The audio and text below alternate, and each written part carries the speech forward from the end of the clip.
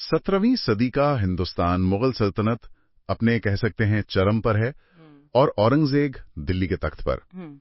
ऐसे में मारवाड़ यानी आज का जो जोधपुर है वो एक बहुत बड़े संकट में फंस जाता है। बिल्कुल। आज हम इसी दौर की एक गजब की कहानी पर बात करने वाले हैं जो सिर्फ जंग की नहीं है बल्कि उसूलों की है, निस्वार्थ बहादुरी की है। सही बात है। तो आज जिस दस्तावेज पर हम बात कर रहे हैं उसका नाम है मारवाड़ का कवच, वीर दुर्गादास राठौड़ की गाथा।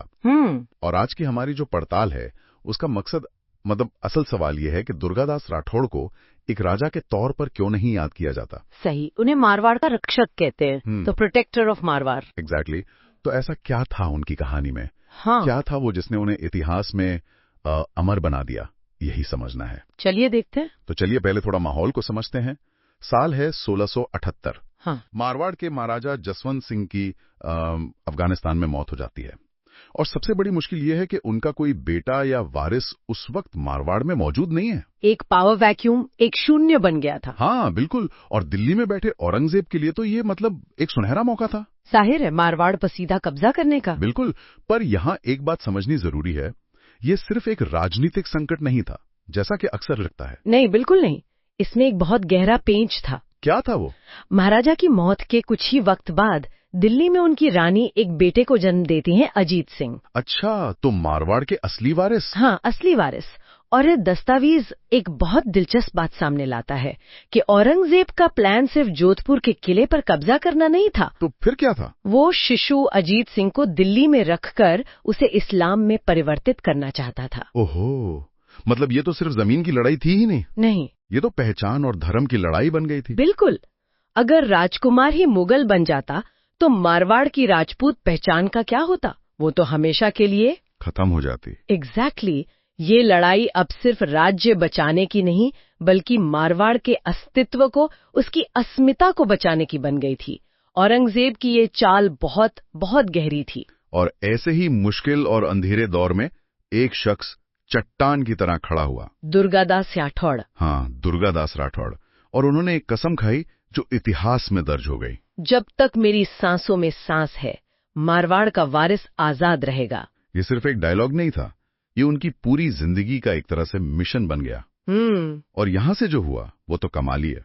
दुर्गादास राठौड़ ने दिल्ली में औरंगजेब की नाक के नीचे से राजकुमार को निकालने का एक प्लान बनाया। एक ऐसा प्लान जो सुनने में ही नामुमकिन लगता है। कैसे किया उन्होंने ये? देखिए, अब दिल्ली में मुगलों का कड़ा पहरा था, हर आने जाने वाले पर नजर थी।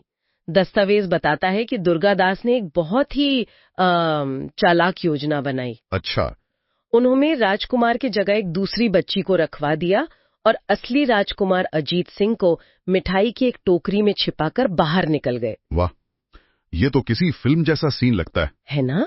और वो जानते थे कि मुगल सैनिक पीछा करेंगे, इसलिए उन्होंने रास्ते में रुक रुक कर छोटी छोटी टुकड़ियों में लड़ना शुरू कर दिया। ये एक सोची समझी रणनीति थी, सिर्फ भागना नहीं था। नहीं, बिल्कुल नहीं। वो मुगल सेना को उलझाकर रखना चाहते थे ताकि राजकुमार को दूर ले जाने का वक्त मिल जाए। सही। और ये सिर्फ एक बच्चे को बचाना नहीं था, बड़े परिप्रेक्ष्य में देखें तो ये औरंगजेब की ताकत को खुली चुनौती थी। इस एक घटना ने पूरे हिंदुस्तान में ये संदेश भेज दिया कि मुगल सल्तनत को भी हराया जा सकता है, कि राजपूतों का जज्बा अभी जिंदा है। और इसी साहसी पलायन ने अगले 30 साल तक चलने वाले एक लंबे, थका देने वाले संघर्ष की नींव रखी। बिल्कुल। तो वो दिल्ली से तो निकल आए, पर अब एक नवजात राजकुमार के साथ वो एक तरह से भगोड़े थे। हाँ। न कोई राज्य, न कोई बड़ी सेना। अब सवाल ये था कि वो आगे क्या करते, कहाँ जाते। ये उनकी कहानी का सबसे अहम मोड़ है और यहाँ उनकी सैन्य रणनीति से ज्यादा उनकी राजनीतिक समझ काम आई। अच्छा, वो कैसे? वो जानते थे कि अकेले लड़ना मुमकिन नहीं है। पढ़ने पर एक दिलचस्प बात सामने आती है कि वो सीधे मेवाड़ के महाराणा राज सिंह के पास पहुंचे। मेवाड़, जो उस वक्त मुगलों के खिलाफ एक मजबूत शक्ति थे। बिल्कुल। ये सिर्फ शरण मांगना नहीं था, ये एक गठबंधन बनाना था। उन्होंने मेवाड़ को समझाया कि आज ये मारवाड़ के साथ हो रहा है, कल आपके साथ भी हो सकता है। कमाल की दूरदर्शिता है ये। वो सिर्फ एक योद्धा नहीं, एक रणनीतिकार भी थे। बहुत बड़े रणनीतिकार। उन्होंने इस लड़ाई को सिर्फ मारवाड़ की लड़ाई नहीं रहने दिया, बल्कि इसे राजपूतों के सम्मान की एक साझी लड़ाई बना दिया। और यहीं से शुरू होता है वो 30 साल लंबा संघर्ष। हाँ, जिसे गुरिल्ला युद्ध का एक बेहतरीन उदाहरण माना जाता है। उन्होंने अरावली की पहाड़ियों को अपना घर बना लिया। दस्तावेज इस बात पर रोशनी डालता है कि उनकी रणनीति बहुत साफ थी।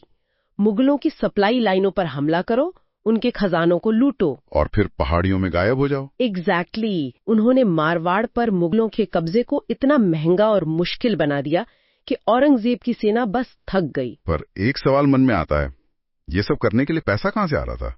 बिना किसी राज्य के इतनी लंबी लड़ाई लड़ना तो लगभग नामुमकिन है। ये एक बहुत अच्छा सवाल है और इसका जवाब दुर्गादास के चरित्र में छिपा है। उनके चरित्र में? हाँ, उन्होंने इस लड़ाई को कभी निजी नहीं बनाया। जो भी धन दौलत वो मुगलों से लूटते थे, वो उसे अपनी सेना और सहयोगियों पर खर्च करते थे।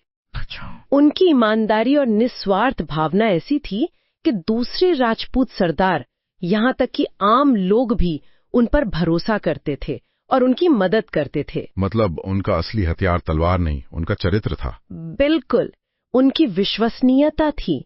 उन्होंने अलग अलग राजपूत गुटों को एक साझा मकसद के लिए एकजुट किया, जो उस दौर में बहुत बहुत बड़ी बात थी। मुझे इस कहानी में जो बात सबसे ज्यादा हैरान करती है वो ये है कि औरंगजेब जैसा ताकतवर बादशाह एक ऐसे विद्रोही से इतना परेशान कैसे हो गया? क्योंकि दुर्गादास सिर्फ एक सैन्य चुनौती नहीं थे, वो एक वैचारिक चुनौती बन गए थे। एक सिंबल? हाँ, एक प्रतीक बन गए थे, मुगल सत्ता के खिलाफ प्रतिरोध का।